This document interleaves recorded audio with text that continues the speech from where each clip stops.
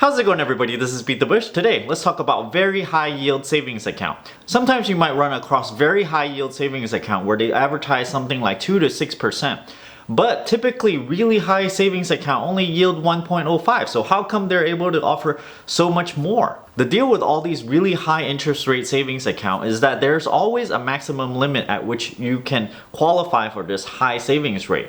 After you reach this limit, you usually drop down back to something like 0.01%, which is basically nothing. It's often tempting to go and sign up for one of these, but you really have to watch out for the criteria that they require in order for you to get this interest rate. Oftentimes they would require a really large direct deposit. Sometimes you put money in, it gets trapped in there, and whenever you take it out, you have to take it through a card and they'll nickel and dime you with fees. Other requirements could be something like 10 or more debit card purchases per month. If you don't meet that threshold, your savings rate also drops down.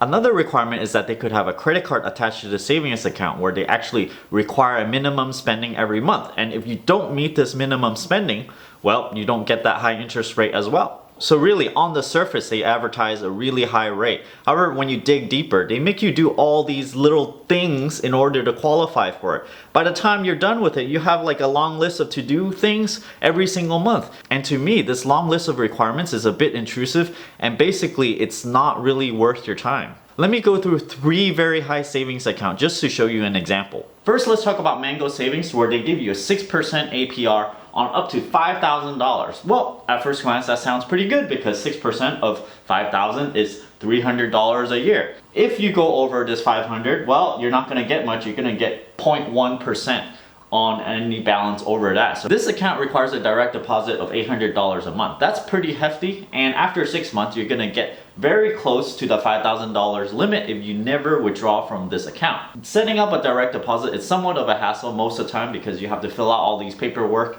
and most of the time if you have a paycheck, there's a limited number of direct deposits that you can funnel your paycheck into. On top of this, whenever you do a withdrawal from their Mango card, okay, you actually have to pay a $2 fee. There's also a monthly fee of $3 a month, which means it's $36 a year. You can see 36 out of this 300, well, it's gonna start eating into this interest rate. So your effective rate is already, I don't know, like 5.4% already. Add on top of that, let's say 6 months later, you're gonna hit this $5,000 limit if you don't ever withdraw anything. Then you're gonna go, oh, I got this direct deposit set up. Somehow you need to withdraw that $800 so that you won't go over that $5,000, because once you go over it, you're not gonna get much of an interest savings rate. So then maybe you start using your Mango card, doing withdrawals in cash, and every time you do that, you're going to incur some fees, and after that, you're going to eat also into your interest rate that you're gonna make for $300 a year. After you jump through all these hoops, you might be able to get away with maybe $220 worth of benefit over the course of an entire year, where you have to go and shuffle around money. You can quickly see they make you jump through all these hoops, and you actually have to do it perfectly for an entire year before you can actually get just $220 out. Next, there's this bank called DCU. They have an advertised rate of 2.53%. And at other times, they might advertise as 5.12%.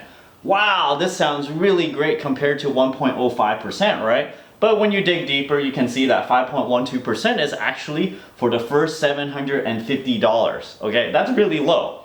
If you have, a couple $1,000 that you want to put in, you're not going to get that after $750. It's going to drop to 0.05%, which is just basically any really crappy savings account. If you look how much you earn on the $750 at the rate of 5.12%, well, you're gonna get $38.40 per year. At that rate, do you really want to open an account just to get that amount every single year? I don't know. It starts to have a time cost versus benefit, and the time cost is starting to weigh in a little bit because the amount that you get is not that much.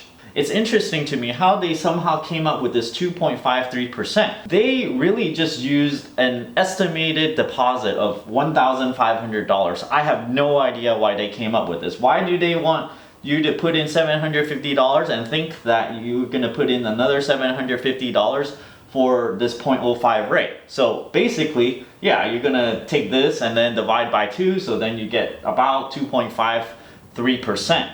I'm thinking maybe they're doing this to make it seem like it's not as big, because if you have a 5% interest rate and the current norm is about 1.05 on the street for, you know, one of the best savings account around, then when you have 5%, people are gonna be a bit skeptical and they're gonna go, look, there's probably something weird or wrong with it. You're gonna make us do a lot of jump through the hoops just to get this 5%. Well, the hoop here is that there's a very low limit for at which you would earn this high interest rate, and from that you only get some $38. The third and final example is the Consumer Credit Union, where they advertise a 4.59% on up to a deposit of $20,000. That's a pretty good buffer room for most people, where you can store a good amount of emergency fund in there.